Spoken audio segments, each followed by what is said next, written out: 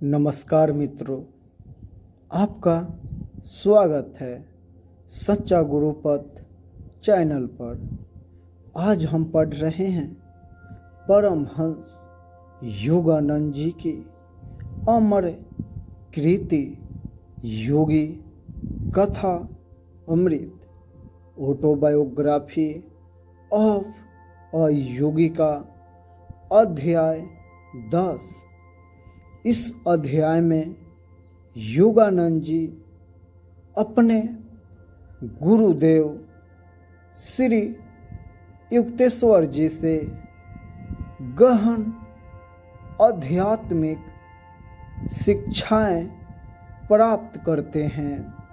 तो आइए हम इस दिव्य कथा की यात्रा शुरू करते हैं। कथा की शुरुआत होती है। योगानंद जी अपने मन की उलझनों और व्याकुलताओं के साथ अपने गुरुदेव के पास पहुंचते हैं। गुरुदेव उन्हें देखकर मुस्कुराते हैं और पूछते हैं, बेटा क्यों परेशान हो? योगानंद जी विनम्र स्वर में कहते हैं, गुरुदेव साधना में मन स्थिर नहीं रहता। कभी कभी लगता है मैं आगे बढ़ रहा हूँ और कभी ऐसा लगता है सब व्यर्थ हो रहा है। गुरुदेव शांत भाव से उत्तर देते हैं, बेटा साधक का मन ही सबसे बड़ा रण क्षेत्र है।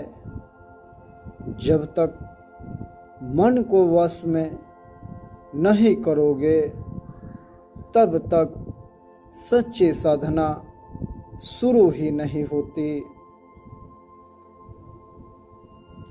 योगानंद जी ने पूछा, गुरुदेव अगर मन ही शत्रु है तो इसे कैसे जीता जाए? गुरुदेव बोले, मन को जीतने का एक ही उपाय है, उसे भगवान की याद में लगाना। जैसे बच्चा अपनी माँ को हर पल याद करता है, वैसे ही साधक को हर क्षण प्रभु का स्मरण करना चाहिए। उन्होंने आगे समझाया, ध्यान केवल बैठकर करने की चीज नहीं है। सच्चा ध्यान तब है जब साधक जागते, सोते, चलते फिरते हर समय ईश्वर को याद करे। दोस्तों, यह शिक्षा हमें बताती है कि भक्ति केवल मंदिर या ध्यान गृह तक सीमित नहीं, हमारे जीवन का हर क्षण ध्यान बन सकता है। योगानंद जी ने फिर से प्रश्न किया, गुरुदेव अगर साधना इतनी सरल है तो फिर लोग क्यों सफल नहीं होते?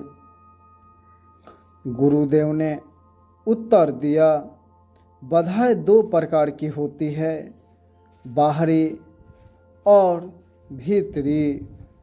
बाहरी बाधाएं है परिवार, समाज और परिस्थितियाँ, लेकिन असली बाधा है भीतरी का आलस्य, चंचलता और इच्छाएं। जब तक साधक अपने मन पर नियंत्रण नहीं करता, कोई प्रगति संभव नहीं। मित्रों, यह सच है। हम अक्सर दूसरों को दोष देते हैं कि उन्होंने हमें रोका, लेकिन असली बाधा हमारे अपने भीतर है। गुरुदेव ने कहा, साधना में सबसे जरूरी है निरंतरता। अगर रोज थोड़ा अभ्यास भी करोगे तो मन धीरे धीरे शांत होगा, लेकिन अगर बीच में रुक गए तो मन फिर अपनी पुरानी आदतों में लौट जाएगा। उन्होंने एक सुंदर उदाहरण दिया। अगर कोई रोज जमीन खोदता रहे तो एक दिन जरूर पानी मिलेगा, लेकिन अगर जगह बदल बदल कर खोदे तो कभी पानी नहीं मिलेगा। दोस्तों, यह उदाहरण हमें याद दिलाता है कि साधना में स्थिरता बहुत आवश्यक है। योगानंद जी ने कहा, गुरुदेव, कभी कभी लगता है कि प्रगति बहुत धीमी है, मन थक जाता है।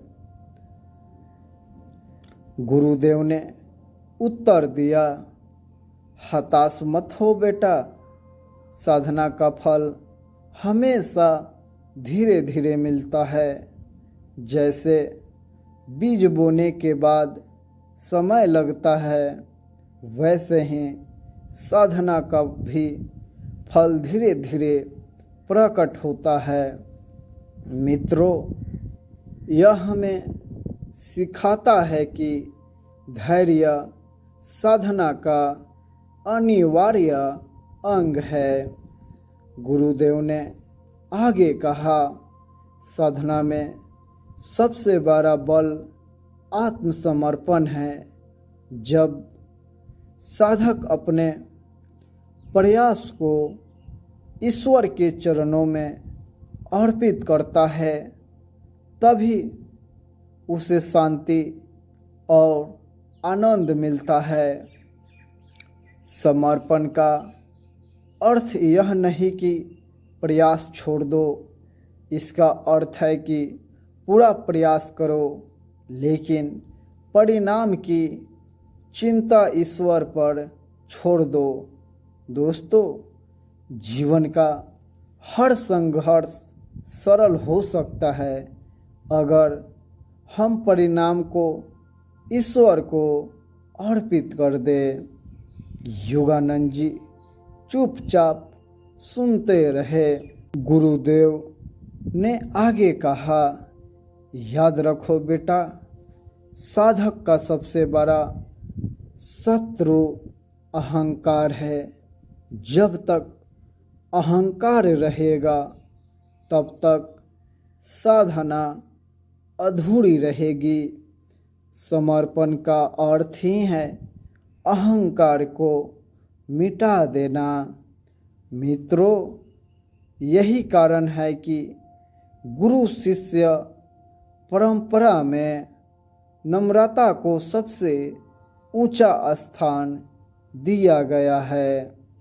योगानंद जी ने पूछा, गुरुदेव, सच्चे गुरु और साधारण शिक्षक में क्या अंतर है?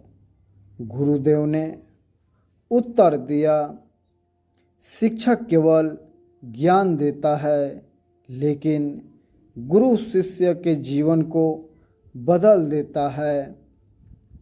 गुरु शिष्य की आत्मा को जगाता है और उसे अंधकार से प्रकाश की ओर ले जाता है।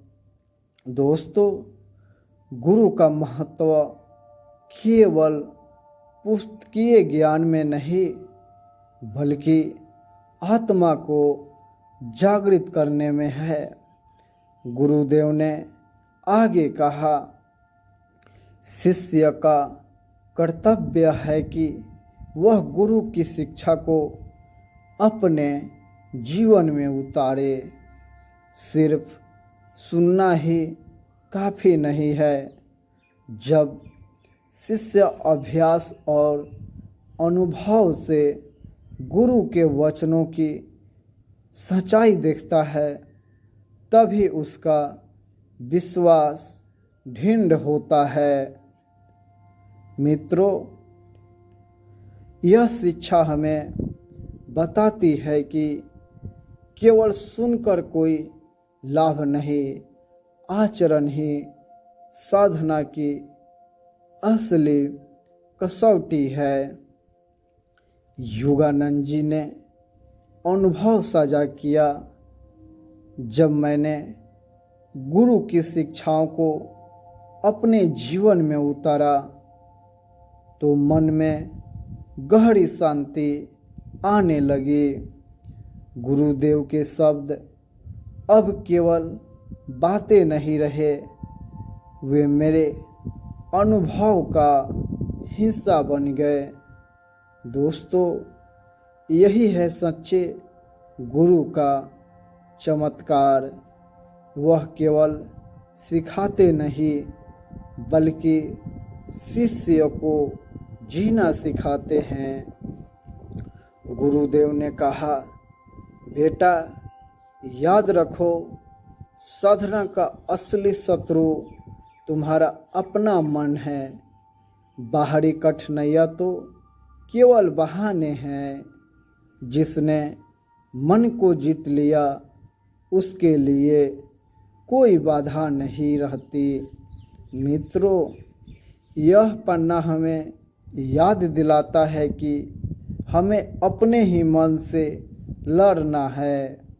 गुरुदेव ने समझाया, साधना में सबसे जरूरी है धैर्य और निरंतरता। थोड़ा थोड़ा अभ्यास रोज करो। अगर तुम रुक गए तो मन फिर से तुम्हें अपनी पकड़ में ले लेगा। दोस्तों, यह पन्ना हमें याद दिलाता है कि साधना आदत से बनती है, आलस्य से नहीं। गुरुदेव ने कहा, हताशा तब आती है जब साधक सोचता है कि सब कुछ उसकी शक्ति से होगा। लेकिन याद रखो, आत्मसमर्पण के बिना साधना अधूरी है। प्रयास करो, लेकिन फल की चिंता ईश्वर पर छोड़ दो। मित्रों, आत्मसमर्पण साधना का सबसे बड़ा बल है। योगानंद जी ने पूछा, गुरुदेव, गुरु और शिष्य का असली संबंध क्या है? गुरुदेव ने उत्तर दिया, गुरु केवल शिक्षक नहीं, आत्मा का मार्गदर्शक है। शिष्य को पूरे विश्वास से गुरु की शरण लेनी चाहिए। यह विश्वास अनुभव और साधना से पैदा होता है। दोस्तों, गुरु बिना शिष्य अधूरा है और शिष्य बिना गुरु भटक जाता है। योगानंद जी ने अनुभव किया, मेरे गुरुदेव केवल मेरे शिक्षक नहीं, बल्कि मेरे जीवन का दीपक हैं। अगर मैं उनकी हर शिक्षा को अपनाऊं तो जीवन की कोई भी अंधेरी राह मुझे डरा नहीं सकती। दोस्तों, पेज 118 हमें यह सिखाता है कि गुरु की शिक्षाओं को जीवन में उतारना ही साधना की असली कसौटी है। प्रिय मित्रों, इस प्रकार हमने योगी कथामृत के पेज 104 से 118 तक का गहन अध्ययन किया। हमने सीखा मन ही साधना का असली रण क्षेत्र है।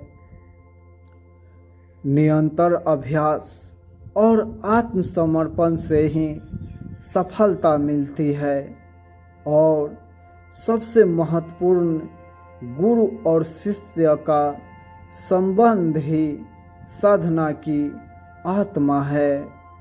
अगर आपको यह वीडियो अच्छा लगा हो तो कृपया सच्चा गुरुपथ चैनल को सब्सक्राइब करें, वीडियो को लाइक और शेयर करें ताकि और लोग भी योगानंद जी की दिव्य शिक्षाओं से लाभान्वित हो सके। धन्यवाद। मिलते हैं अगले अध्याय में।